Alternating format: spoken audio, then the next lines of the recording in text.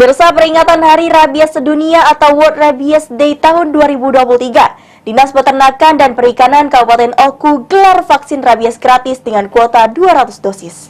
Pelantikan tadi sudah dipot oleh fungsional dan sebagainya. Memperingati Hari Rabies Sedunia, Dinas Peternakan dan Perikanan Kabupaten Oku mengadakan vaksin rabies gratis yang dipusatkan di Taman Kota Batu Raja. Kepala Dinas Peternakan dan Perikanan Oku, Tri Apriyaningsi mengatakan, kegiatan ini bertujuan untuk pencegahan penyakit rabies yang bisa ditularkan melalui hewan peliharaan. Dikatakan Tri, untuk kuota vaksin rabies di Kabupaten Oku terdapat 200 dosis per tahun ini. Ini dalam rangka memperingati Hari Rabies Sedunia yang memang sebetulnya jatuhnya tanggal 28 September ya.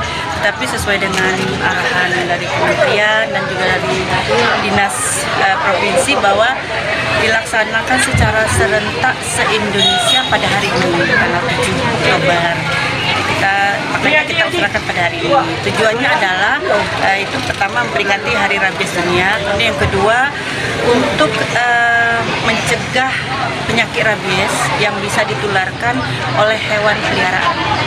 Kuotanya kita vaksin kita tahun ini hanya dapat 200 dosis ya. 200 dosis.